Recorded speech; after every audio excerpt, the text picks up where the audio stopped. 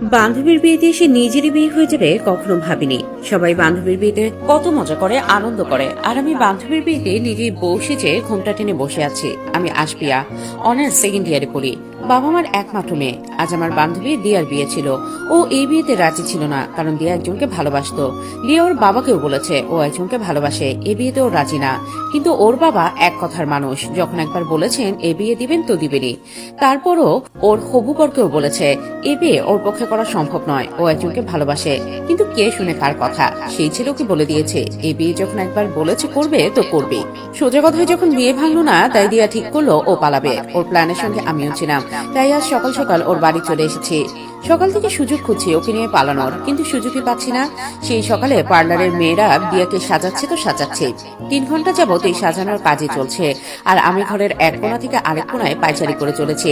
অবশেষে সাজানোর কাজ শেষ হয়েছে। পার্লারের মেয়েরা দিয়াকে সাজানো কমপ্লিট করে বাইরে মাত্র বেরিয়েছে। এতক্ষণে আমি আর দিয়া হাফ ছেড়ে বাঁচলাম। দিয়ার রুমটা ছিল দোতলায়, রুমে একটা ব্যালকনিও ছিল, তাই আমাদের প্ল্যান মাফিক একটা শাড়ি ব্যালকনিতে বেঁধে নিচে ফেলে দিলাম। দিয়া প্রথমে শাড়ি পেয়ে গেছে। ওকে আগেই বলে রেখেছি নিচে নামার পর কোনো দিকে না তাকিয়ে যেন সোজা পালিয়ে যায়, তাই ও নামার সাথে সাথে পালিয়ে গেছে। এবার আমার পালানোর পালা। যে আমি শাড়ি পেয়ে নিচে নামবো, ঠিক তখনই কেউ একজন আমার হাত ধরে ফেলে। আমি পেছন ফিরে ঘুরে সামনে তাকিয়ে দেখি দিয়ার যার সাথে বিয়ে হবার কথা ছিল সে মানে রোদ্দুর ভাইয়া দাঁড়িয়ে আছে। আমি রোদ্দুর ভাইয়াকে দেখে তো ভূত দেখার মতো চমকে যাই। নিজেকে সামনে ঠোঁটে জোরপূর্বক হাসি রোদ্দুর ভাইয়াকে বলি, এমা দুলাভাই দেখি বিয়ের আগে বউ দেখার জন্য চলে এসেছে। রোদ্দুর ভাইয়া মুখে একটু চিন্তার ভাব এনে বলল, তার হতে দিলে কি করে? বিয়ের আগে তো বউকে ভাগিয়ে দিয়েছ। তার মানে উনি সবই জানেন। এবার আমার কপালে শুনি নাচছে।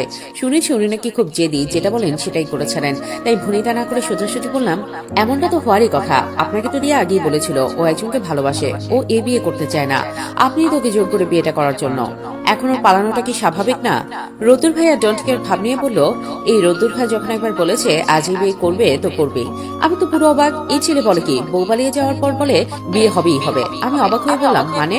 রোদ্দুর ভাই একটা বাঁকা হাসি দিয়ে বলল, আমি বলেছি আমি এই বিয়ে করবই করব, কিন্তু আমি একবারও বলিনি দিয়াকে এই বিয়েটা করব। দিয়া পালিয়েছে তো কি হয়েছে? দিয়ার বান্ধবী আছে না, তাতেই চলবে।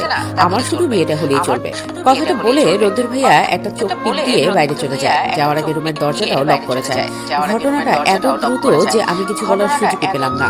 বোকার মতো শুধু তাকিয়েছিলাম। যতক্ষণে ব্যাপারটা বুঝতে পারলাম ততক্ষণে রোদ্দুর ভাইয়া দরজা লক করে চলে গেছেন। আমি তাড়াতাড়ি দরজার কাছে গিয়ে দরজা অনেকবার ধাক্কালাম, রোদ্দুর ভাইয়ের নাম ধরেও ডাকলাম, কিন্তু কেউ কোনো সাড়া দিল না। আমার এবার খুব ভয় করছে। সত্যি সত্যি যদি এই লোকটার সাথে আমার বিয়ে হয়ে যায়? না না, আমি চুপচি ভাবছি আমাকে এখন যে করেই হোক এখান থেকে পালাতে হবে। আরে আমি তো ভুলেই গেছি ব্যালকনির কথা।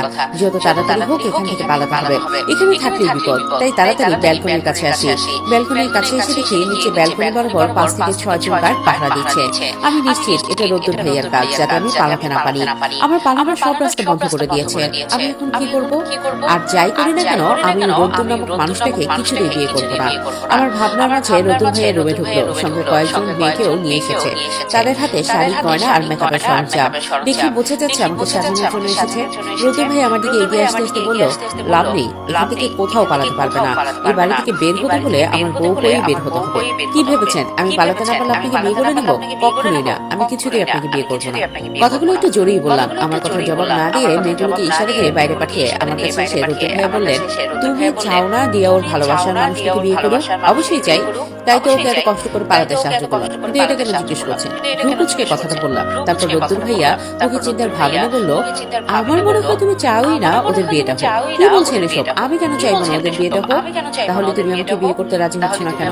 ওদের বিয়ের সঙ্গে আমার আপনাকে বিয়ে না করার সম্পর্ক কি? সম্পর্ক তো অবশ্যই আছে, কারণ ওরা দুজন এখন আমার লোকদের কাছে বন্দী।